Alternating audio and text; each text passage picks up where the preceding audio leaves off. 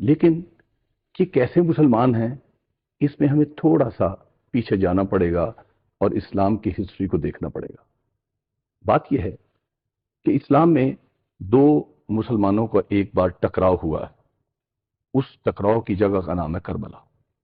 اس میں ایک طرف یزید تھا، ایک طرف امام حسین علیہ السلام تھے۔ ٹھیک۔ 9 لاکھ ادھر مسلمان تھے، وہ بھی داڑیوں والے تھے، حدیثوں کے حافظ تھے، قرآن کے حافظ تھے، بڑے بڑے زبردست فتویٰ دینے والے مفتی تھے۔ 18,000 حفاظ قرآن ہاں، تھے۔ اور ادھر بھی ایسے ہی تھے، مفتی تھے، حافظ تھے، قرآن کو جاننے والے تھے۔ یہ دو اسلام تھے، دونوں کا ٹکراؤ ہوا۔ ایک ریلیجس اسلام تھا اور ایک حکومت والا اسلام تھا۔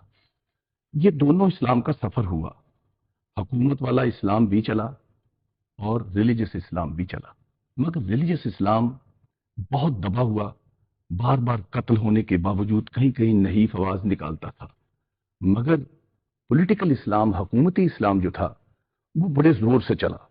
ملکیت قائم ہوئی اس کے ساتھ۔ یزیدیت کے بعد مروان ابن الحکم آیا، اس کے بعد عبد الملک بن مروان آیا، اس کا 10 سال کا ٹینیور تھا۔ اس کے بعد حشام بن عبد الملک آیا، پھر سلمان بن عبد الملک آیا، پھر اس کے بعد یزید بن عبد الملک آیا، پھر ولید بن عبد الملک آیا، پھر اس کے بعد پھر عباسیوں کا دور ایک طویل عرصہ ہے چلتا ہوا۔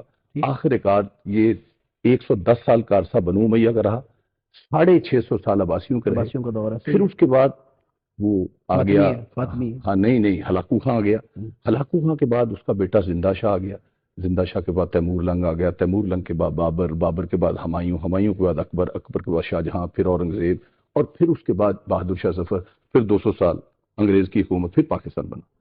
اب دیکھنے کی بات ہے کہ وہ اسلام جو حکومت کی طرف سے چلا ہے وہ کیسے ہم تک پہنچا ہے۔ اس وقت مفتی بھی تیار ہوئے، حافظ بھی تیار ہوئے، اور خاص قسم کا جینیسائیڈ کرنے والے لوگ تھے۔ قتل کرنا، بربریت کرنا ان کے لیے معمولی بات تھی۔ اور میں 1 سیکنڈ کے لیے عرض کر دوں کہ کربلا کا جو واقعہ ہوا تھا وہ واقعہ بڑا سخت تھا، لیکن ہم نے اسے سنی شیعہ میں تقسیم کر کے یہ کہا یہ شیعوں کا ہے، یہ سنیوں کا تعلق ہی کوئی نہیں۔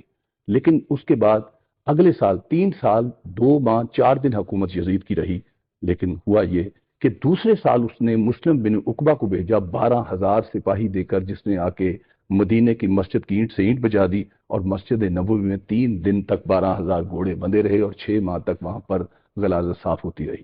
دوسرا کام جو اس نے کیا، تیسرے سال خانہ کعبہ کو منجلکوں سے برباد کیا، خانہ کعبہ کو جلائے، شاعر اللہ جل گئے۔ اس کے بعد وہ بیمار ہو گیا، بیمار ہونے کے بعد اس کی 5 وصیتیں ہیں۔ اس کی آخری وصیت میں پڑھوں گا، باقی کوئی نہیں۔